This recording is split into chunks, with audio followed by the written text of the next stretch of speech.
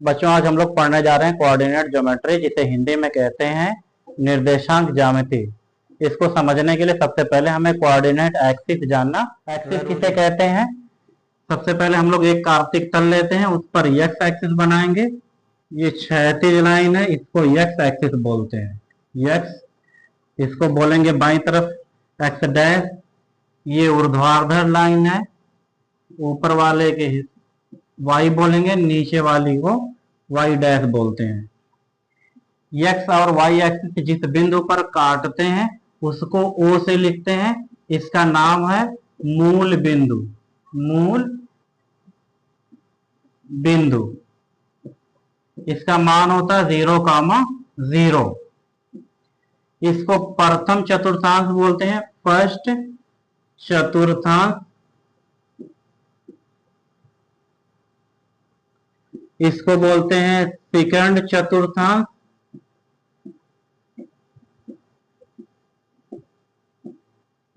इसको बोलते हैं थर्ड चतुर्थांश।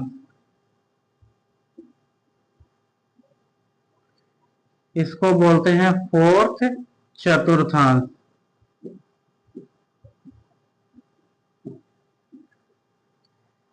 सबसे पहले हमें समझना चाहिए चतुर्थांश किसे कहते हैं। चतुर्थांश का मतलब होता है एक चौथाई हिस्सा।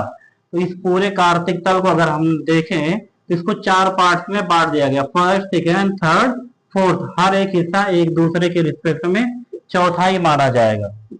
अगर हम लोग फर्स्ट चतुर्थांश की बात करते हैं तो सबसे पहले हम लोगों को एक्स एक्सिस पर चलना पड़ता है। एक्स एक्सिस धनात्मक होती है, इसीलिए प्लस लिखेंगे। वाई एक्सिस पर ऊपर की तरफ चलते हैं, धनात्मक होता है। इस तरह प्रथम चतुर्थांश का कोऑर्डिनेट प्लस कामा प्लस होता है। सेकंड चतुर्थांश की हम लोग बात करते हैं तो सबसे पहले एक्स डैश की तरफ चलेंगे, माइनस होगा। इसके बाद ऊपर की तरफ चलते हैं, प्लस होगा। इस तरह से सेकंड चतुर्थांश का कोऑर्डिनेट होगा, माइनस कामा प्लस होगा। जब थर्ड चतुर्थांश की बात करेंगे तो सबसे पहले एक्स डैश एक्सिस पे चलते हैं, इसके बाद वाई डैश की तरफ नीचे की तरफ चलते हैं तो माइनस होता है। थर्ड चतुर्थांश का कोऑर्डिनेट माइनस कामा माइनस होगा।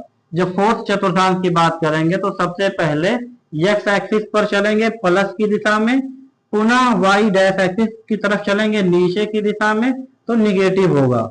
इस तरह फोर्थ चतुर्थांश का कोऑर्डिनेट होगा plus comma minus. First point है दो बिंदुओं के बीच की दूरी का सूत्र।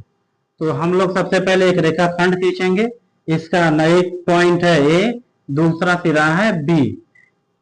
ए का निर्देशांक होगा x1 कामा y1। बिंदु बी का निर्देशांक मानेंगे x2 कामा y2। हमें ज्ञात करना डी। दो बिंदुओं के बीच की दूरी को डी से लिखते हैं तो इसका सूत्र होता है डी बराबर अंडर रूट x1 x2 का whole square plus y1 minus y2 का होल स्क्वायर। इस सूत्र को उस वक्त अप्लाई करेंगे हम लोग जब कभी भी दोनों के बीच की दूरी ज्ञात करने के लिए कहा जाएगा। सेकंड पॉइंट है रेखाखंड का मध्य बिंदु ज्ञात करने का सूत्र। तो हम लोग सबसे पहले एक रेखाखंड बनाते हैं। इसका एक बिंदु ए है, दूसरा बिंदु बी है। इस ए का निर्देशांक x1 कामा y1 है, बिंदु बी का निर्देशांक x2 कामा y2 है। इसमें कहा है मध्य बिंदु ज्ञात करने का सूत्र। तो इनका मध्य बिंदु हम लोग मानते हैं R है। इसका निर्देशांक होगा कैपिटल X कामा capital Y।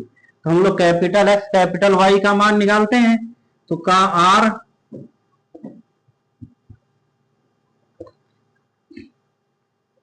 Capital X capital Y बराबर होगा, दोनों x1 x2 को जोड़कर 2 से भाग करेंगे, x1 प्लस x2 बटे 2 कामा y1 प्लस y2 बटे 2।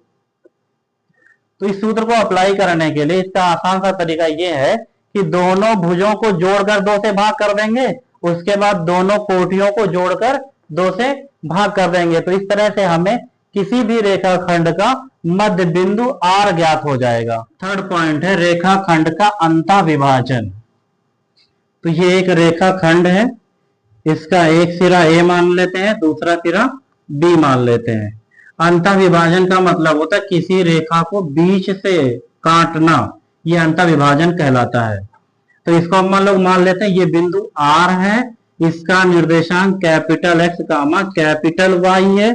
बिंदु ए का निर्देशांक x1 कामा y1 मानते हैं। बिंदु बी का निर्देशांक x2 कामा y2 मानते हैं। ए से आर के बीच की दूरी को हम लोग m1 मानते हैं, आर से बी के बीच की दूरी को m2 मानते हैं। तो किसी भी रेखाखंड का अंतःविभाजन ज्ञात करने का सूत्र होता है capital R of X capital Y equal to m1 x2 plus m2 x1 बटे m1 प्लस m2 कामा m1 y2 plus m2 y1 बटे m1 प्लस m2। वीडियो को लाइक शेयर और सब्सक्राइब करें, ज्यादा से ज्यादा सब्सक्राइब करें और लोगों के पास शेयर करें।